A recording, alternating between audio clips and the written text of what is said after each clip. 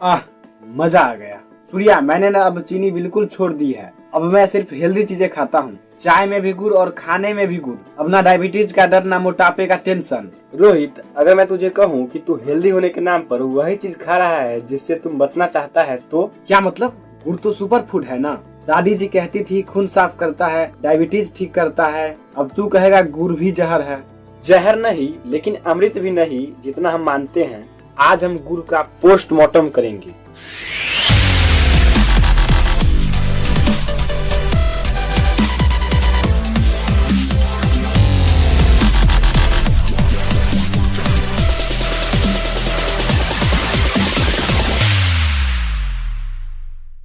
खेत से लेकर फैक्ट्री तक, हिस्ट्री से लेकर केमिस्ट्री तक, क्योंकि आधा सच झूठ से ज्यादा खतरनाक होता है। पहले चलते हैं 300 साल पीछे। रोहित, क्या तुझे पता है पूरी दुनिया को मीठा खाना किसने सिखाया? पता नहीं, शायद अमेरिका ने। बिल्कुल नहीं, इंडिया ने। भारत गन्ने की जन्मभूमि है। अलेक्जेंडर द ग्रेट जब इंडिया आया था 326 बीसी में, तो उसे सिपाहियों ने हैरानी से कहा था, यहाँ के लोग बिना मधुमक्खी के शहद बनाते हैं। शायद वो गुड़ की बात कर रहे थे। अच्छा, मतलब हम लोग ओरिजिनल गुड़ ही खाते थे। हाँ, संस्कृत शब्द शर्करा से ही शुगर बना है और खंड से कैंडी। अंग्रेजों के आने से पहले भारत में सफेद चीनी का कॉन्सेप्ट नहीं था। हम गुड़, खंड और मिश्री यूज करते थे। प्रॉब्लम तब शुरू हुई जब इंडस्ट्रियल रिवॉल्यूशन आया।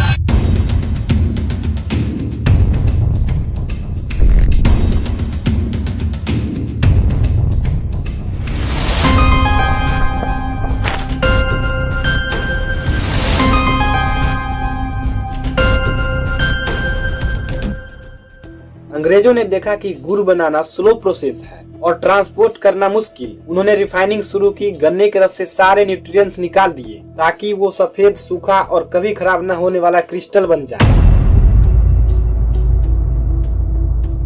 वहीं से शुरू हुआ हेल्थ वर्सेस कन्वीनियंस का खेल।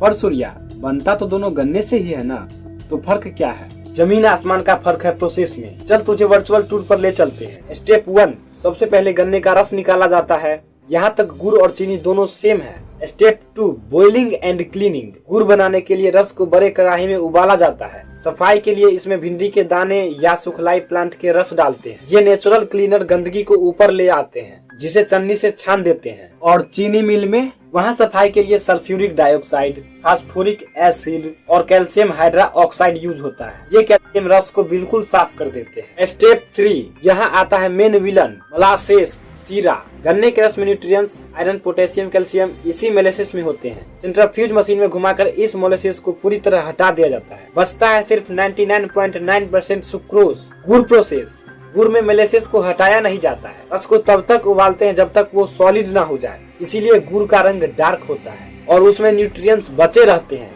ओह, मतलब चीनी वो है जिसमें से आत्मा निकाल दी गई है और गुड़ वो है जो अभी भी जिंदा है। एग्जैक्टली, लेकिन अभी कहानी खत्म नहीं हुई। यही लोग गलती करते हैं। तो बस प्रूव हो गया, गुड़ में न्यूट्रिएंट्स है, मतलब मैं जितना चाहूँ उतना खा सकता हूँ। रुक जा मेरे भाई, अब आते हैं मैथमेटिक्स और केमिस्ट्री पर। ये चार्ट देखो, ध्यान से देख। शुगर में 99% सुक्रोस है। गुड़ में भी 65 से 85% सुक्रोस है। बाकी फास्फोरस और ग्लूकोज है। टेक्निकली दोनों बॉडी में जाकर शुगर ही बनाने वाले हैं। पर आयरन, मैग्नीशियम वो तो है ना। है, पर कितने?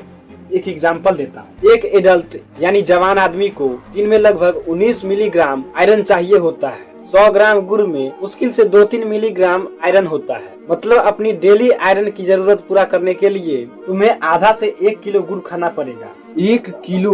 भाई, डायबिटीज से पहले तो मैं फटकर मर जाऊंगा। वही तो, ये एक मार्केटिंग नौटंकी है। लोग सोचते हैं गुड़ खाकर आयरन मिल रहा है। सच ये है, गुड़ कम बुरा है, यानी लेस बैड, पर हेल्दी नहीं। अगर तुझे आयरन चाहिए तो पालक खा, गुड़ मत खा। डायबिटीज वालों के लिए गुड़ और चीनी एक जैसा ही खतरनाक है। दोनों का ग्लाइमिक इंडेक्स हाई होता है। दोनों ब्लड शुगर को रॉकेट की तरह ऊपर ले जाते हैं। अब सबसे बड़ी प्रॉब्लम, रोहित, तू मार्केट से कौन सा गुड़ लाता है जो एकदम सुंदर पीला और चमकदार होता है? हाँ, वही तो फ्रेश लगता है, और डार्क वाला गंदा और पुराना लगता है। बधाई हो रोहित, तुम गुड़ के नाम पर केमिकल खा रहा है। क्या? कैसे? असली गुड़ का रंग डार्क ब्राउन या ब्लैकिश होता है, क्योंकि जब गन्ना उबलता है तो वो डार्क हो जाता है। मार्केट में येलो गुड़ बनाने के लिए उसमें भर भर के सोडियम हाइड्रोक्साइड और कैल्शियम कार्बोनेट मिलाया जाता है ताकि वो सुंदर दिखे। ये केमिकल्स पेट की बैंड बजा देते हैं। पहचानने का तरीका, पहला कलर, अगर गुड़ चमकीला येलो या व्हाइट है तो नकली है, डार्क ब्राउन ब्लैक है तो असली है। सेकंड, थोड़ा सा चख कर देख, अगर हल्का भी नमकीन लगे तो समझ जाना उसमें केमिकल की मिलावट है, असली गुड़ सिर्फ मीठा होता है। तो सूर्या, हमारे पूर्वज गुड़ क्यों खाते थे? क्या वो गलत थे?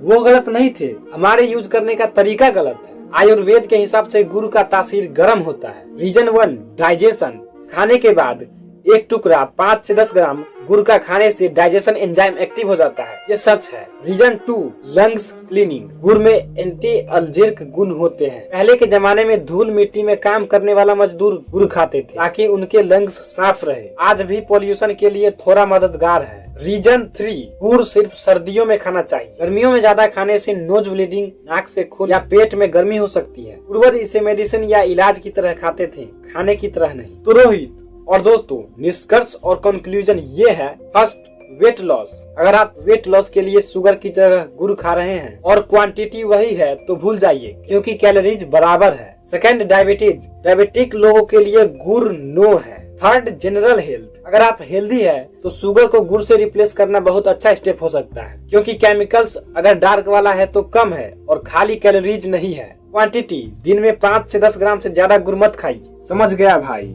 मतलब गुड़ हीरो है पर सुपर हीरो नहीं। अब से लिमिट में खाऊंगा, वो भी डार्क वाला। बिल्कुल सही दोस्तों, हेल्थ कोई मैजिक गोली नहीं है, ये सही जानकारी का खेल है। अगर आपको ये डिटेल एनालिसिस पसंद आया और आप चाहते हैं कि हम ऐसे ही फूड मिथ्स जैसे ब्राउन ब्रेड, ओलिव ऑयल, जैतून का तेल को एक्सपोज करेंगे तो कमेंट में ट्रू लिखिए। नमस्कार, प्रणाम दोस्तों, मैं हूं मिस्टर सूर्या और आप देख रहे हैं mister Surya YouTube channel. Video पसंद आया तो लाइक करें, चैनल को सब्सक्राइब करें और कमेंट करें।